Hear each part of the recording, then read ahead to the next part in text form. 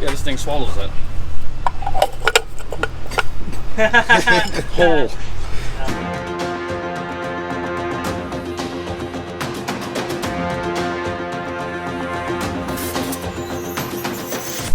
Welcome back to Prelude, guys. Today we're going to be installing the throttle body on the Prelude. I know my voice might not sound as normal as it usually does. I'm losing my voice. I'm not sick, don't worry, I'll heal. But I think I've been lately yelling in my sleep. Anyway, regardless of that, we're going to be putting the throttle body on the Prelude. It'll be a 70mm if I'm correct, so I'm kind of interested to see on how Redline will actually make it fit on the stock intake manifold. Now, we are also going to be doing a coolant bypass on the fast idle thermal valve. There's two coolant lines that go to it to allow the vehicle to open a little valve when the engine is cold to allow it to idle higher. It's good when the engine's cold, it's bad when the engine's hot because all you're doing is making the intake hotter.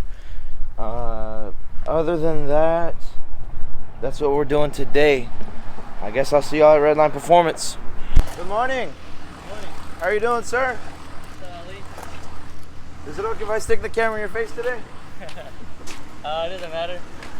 Good morning, sir. How are you doing? Great. You GoProing? No, I'm iPhoning. It's kind of like, it's just the verb now. It's like whatever camera you have. Pretty Kind much. of like, oh, it's a Polaroid picture. No, it's just It's an a instant GoPro. picture. So this right here is the new throttle body. I kind of don't want to open it and touch it. I want to let them deal with it, and then we'll compare them side to side once they get both of them apart. But that's so that you'll have a good visual look before it comes out the box, pretty much. He said the factory one's going to be a 62mm and this one's a 70mm, so that's like 1.8 centimeters in increase. It's Type R Integra K-swap.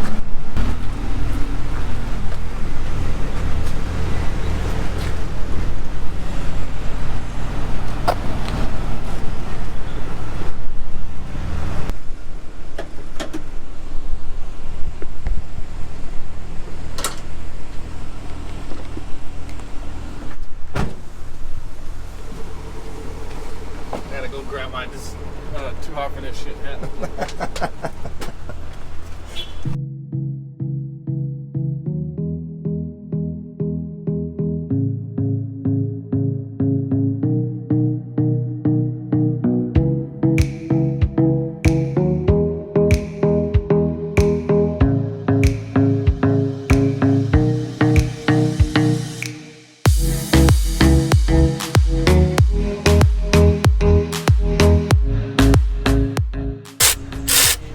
Get a Prelude one day, man. That's the first car. They're fun. Hell yeah, they're fun. They're fun, but you don't want to own one. Well, how come? They're fucking expensive. This motherfucker's giving me problems. A lot of problems. What's the biggest problem with them? In my opinion, I haven't gotten one of those bigger problems yet, but the biggest problem I've dealt with was that knock sensor in the back. Oh.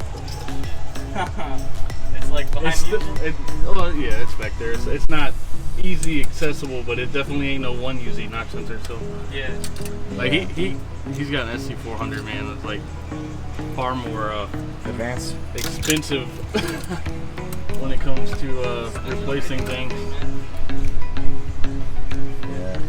I mean, the Prelude, he is right though. Out of all Hondas, the maintenance wise, because the Prelude was always the premier model. You always tried stuff out on it, so whether it worked or not, Yeah.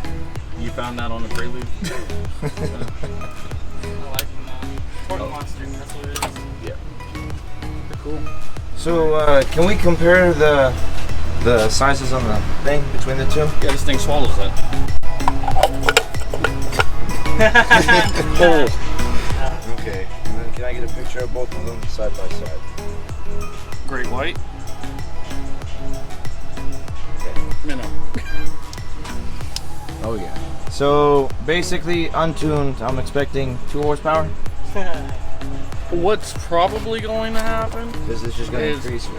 it'll increase the amount of air going to the engine, which could essentially help. Could essentially help. Yeah. Better. On a nice cold day, I bet you not only hear a difference, but there would probably be a difference on the dyno, like a measured difference. But the thing is, like most throttle bodies, like going bigger, if you don't have something to pull in more air, it's not going to really help. It's not going to help. This upgrade would help. Like say you go cams later or something. Yeah. Those cams are going to need more overlap. Well, if this was a restriction, now you have more air coming in, so it'll basically it's like a complementary upgrade. Gotcha. So it'll just assist it can the help, motor out. and any modification you do down the line, like exhaust or I mean you've already got the cold air intake, so yeah, it'll help because at the end of the day, now you're gonna need probably need a reducer, or to get a pipe that's the same size, but we'll see here. And then it should also help out with us doing that intake thermal valve, the coolant line delete.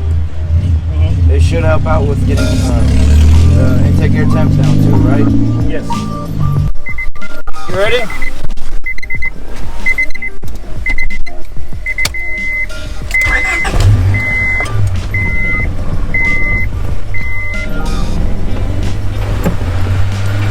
And it may take the car a second to Learn. kind of learn the idle, how much air is coming around the throttle body. Yeah, because it was at like 300 and now it jumped up to like 1,100. Hey guys, Prelude here. I'm not too sure if you guys can see me, so let me do this real quick. Let me turn the headlights on to the other car real quick, so then I'll stand in front of it so you guys can see what's going on. I hope this is better, but actually let me turn the high beams on too. My bad. There we go. I hope this is better. Basically, this is me about 2 days from the installation of the throttle body. I haven't had time to edit the video, that's why you guys are hearing me. I hope the editing is good. I'm nearly done doing it. But I just wanted to let you guys know my thoughts on the throttle body upgrade. After the placebo effects have worn down, I've seen what it does. In my opinion, it hasn't increased the power. I wouldn't say it's increased the power. Maybe it's increased it, but I haven't felt it, so it's probably 1 or 2 horsepower since it's untuned right now. But I would say that it increased the throttle response, and the throttle is much more sensitive and like very responsive. In fact, before when I would give what felt like 10 to 15% of throttle to, speed up and go forward, now this 10 to 15% throttle feels like what 50% did before, if that makes sense. Actually, now if I give it even 1% throttle, the vehicle, the engine revs up to 2,000, 3,000 RPM right there and then real quick. So that means a lot of air is getting through that throttle body. But I think it's definitely worth installing the throttle body on there. It actually did improve the drivability of the vehicle, and I mean, it's more fun while you're doing it. You accelerate faster. Obviously, fuel economy is going to go down, but it is what it is. It's a race car. But for now, I'm happy with the throttle body. It was a good purchase. It's going to be a good supporting mod for the future modifications of the engine. I'm not sure if you guys heard me with that vehicle driving by, but it's a good modification to the engine. It's a good supporting mod, but I do think it was worth it, and yeah, I think it was really worth it. It was worth the $195 I spent on it. The throttle body was $125 on its own, plus the installation, plus I had to put a coupler on top. I think Skunk 2 sells it for $130 on their website, or $125 on their website, but drivability wise, fun wise, throttle response wise, it was worth the purchase, and it was and I'm glad I did that. I do like it a lot more now. It moves, it gets and goes. So yeah. Now if you guys stick around to the To the clip after this video, there's going to be some questions I asked Jay at Redline Performance here in Arlington, Texas. He's going to answer some questions for y'all, or from that I had that y'all might have as well. And other than that, I also want to give you guys some channel updates, channel notifications. So I don't want to put, you'll see in the later explanation for why I don't want to put Chrome, I think they're called Chrome or Crom, I'm not sure, chip inside the ECU. I was told that it's not as reliable as a Honda. I'm looking around spending $1,000 to install it, and the exhaust, obviously, he'll explain it too.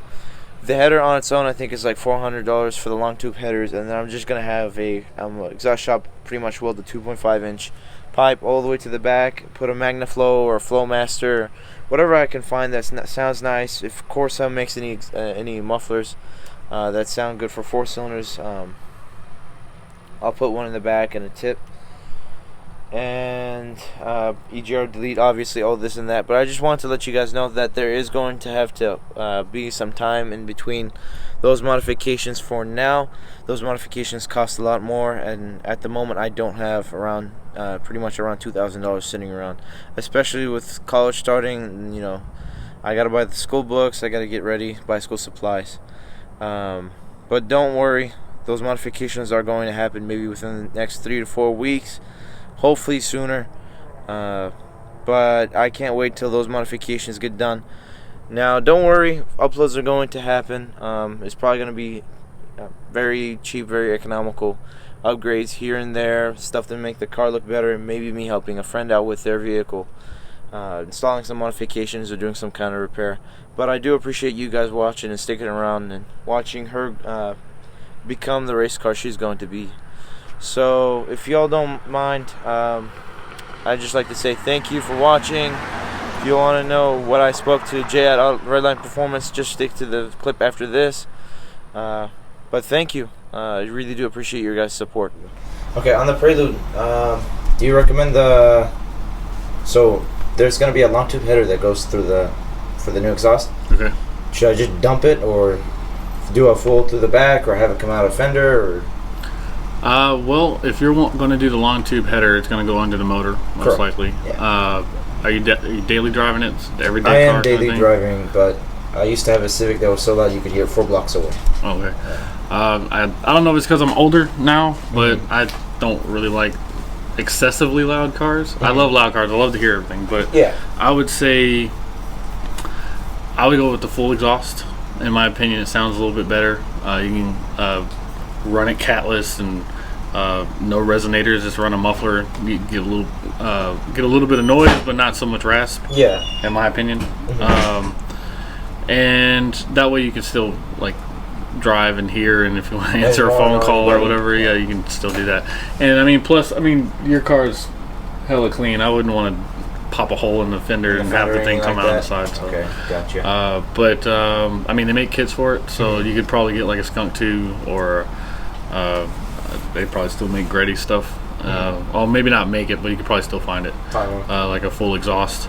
And that's the way I would go. Now, if you want it to be open and or even have like a dump or something like that, possibly, because you go to the track, or maybe you just want to hear that extra noise sometimes, that's what I would do. But that way you can choose to be loud and not just be like start your car, piss your neighbors off. Like, gotcha. So if that's the case, do you think I should take it to a muffler shop, have them weld a V-band clamp and a pipe that goes all the way back down, and then put a little muffler like a MagnaFlow or Ready or whatever? You can do something like that. You can just go straight pipe all the way back, or like I said, there's kits out there that they make for those cars, and that way it'll run basically a test pipe, they call it, or catless. Yeah. Or even a high flow cat. Like I said, it just depends on how you want to do it. Okay. And then it'll just come out the back and won't be quite as loud. And I can pretty much guarantee you a full exhaust isn't going to make any less horsepower than a dumped exhaust. Gotcha. Unless you're turbo. That's pretty much the only time where the back pressure that is created by having an exhaust could be detrimental, but otherwise the back pressure can help what's called the scavenging effect, so it can help your gas mileage a little bit. So gotcha.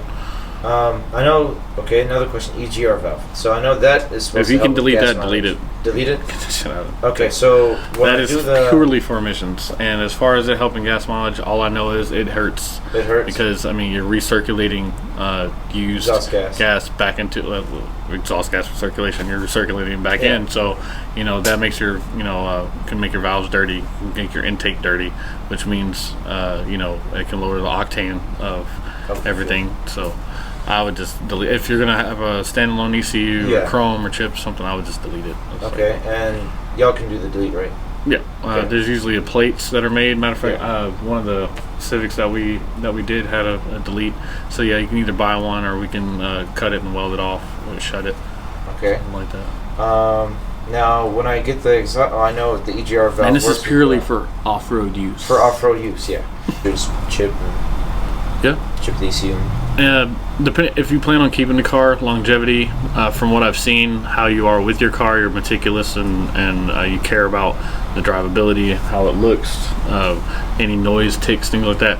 My honest opinion, the minimum for you would be an S300 Honda. I know it's a little bit more expensive, Yeah.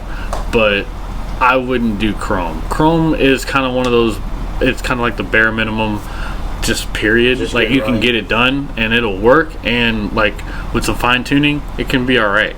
But the drivability, the reliability, It's gonna go way the down. safety net that you have with Honda, all that stuff that you can do with Honda is just Way better. miles and miles And better. y'all could get the Honda. Yeah, right? actually, I just sold the. Yeah, And how much I is the sold the Honda run? it's four. I think he said it might be on sale right now for like $469. I think it's typically $495 Okay. and $60 for the install. So as long as you have an OBD1 ECU, you can It's plug an it in there. OBD2. That one's Y'all do have OBD2, that. but if you have like one to plug it in, then it's just like $60 for the install and then $469, $495 for the actual unit. If you don't have one, we could possibly help you find an ECU, but as busy as we are, it's a little hard to look around. Yeah. So Got you. And then how much would it run? I guess AEM. tunes, naturally aspirated tunes, typically about 300 to 400-ish on the dyno if you're tuning that. Okay. And then what about the AEM ECU? Well, I know that's like one of the higher up there. Would you recommend that over the Honda, or the Honda is The probably AEM, best? if it's a version 2 or an Infinity, then yeah, I would recommend it, but it's price point. At that point, the price difference versus what you can actually do with it there's not as big of a jump. From Chrome to Honda, it's a huge jump. It's like from here to the moon. Yeah. But then from Honda to AEM, I'd say it's just kind of like It's like a little AEM. bit further. Gotcha. It's like you can do more, Yeah. and it's a lot better in terms of what it can do. Like the S2000 that we had, I think that was like on like a Flash Pro or something like that, maybe Yeah. like 5 something, but then the AEM 86 something. Gotcha. I didn't think with that yet. Well, thank you, sir. Hey, no problem.